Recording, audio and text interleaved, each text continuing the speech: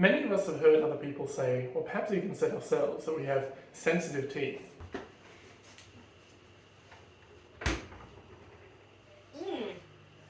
I have sensitive teeth. And if you're one of these people, the discomfort you can experience from sensitive teeth can range from negligible to intense and affect a select number or even all of the teeth. But why? If our teeth are made from the strongest material in the body, the enamel, why do so many of us seem to have this apparent design flaw that makes it so hard to eat anything hot, cold, or sweet?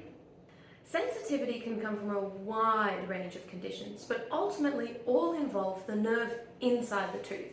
So to understand why some of us may have sensitive teeth, we have to understand what the tooth is made up of.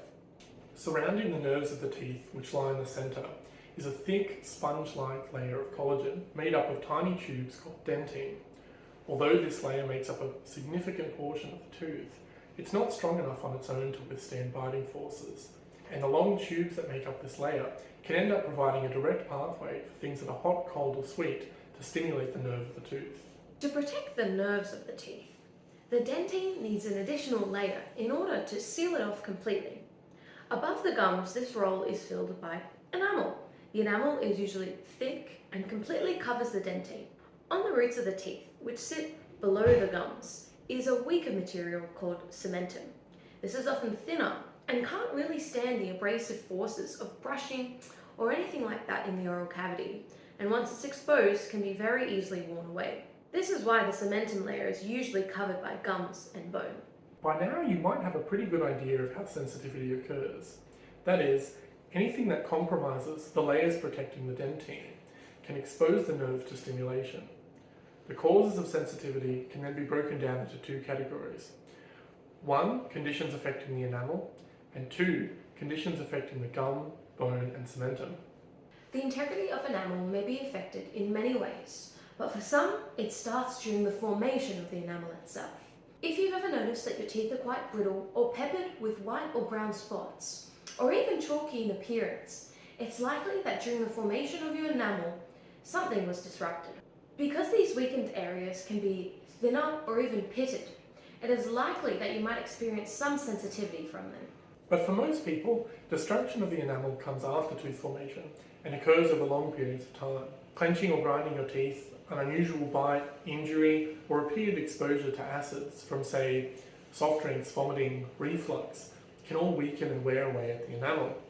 Though because this wear tends to happen slowly and silently, the best way to know if anything's wearing away at the teeth is through regular dental checkups. Decay may also destroy the enamel and cause sensitivity, but because decay is usually asymptomatic, this tends not to be the best way to know if you have it.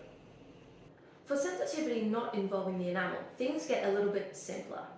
Anywhere where the gums have receded and have exposed the thinner cementum layer is likely to cause sensitivity, as this cementum layer can be easily worn away. Gum recession typically involves a history of gum disease, where the gum and the bone surrounding the tooth is slowly pulled back. With time, the cementum layer is worn away, exposing the dentine to the oral cavity. In this case, your sensitivity may be part of an underlying larger problem, and without regular cleans and thorough home care, the gum disease may continue to progress. Other causes of recession can also include orthodontic work like braces, as well as teeth that may be tipped or tilted, and even sometimes brushing too hard. The treatment we recommend, if any, depends on the condition causing your sensitivity. But generally, the symptoms of sensitivity can be resolved by either blocking or numbing the tubes of dentine.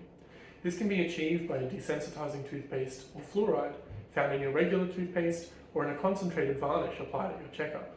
In some instances, we may even be able to apply fillings or other dental materials to the dentine to protect it from sensitivity. About what might be causing your sensitivity? Feel free to ask your dentist at your next checkup, or come and see us here at Bayside Family Dental Care.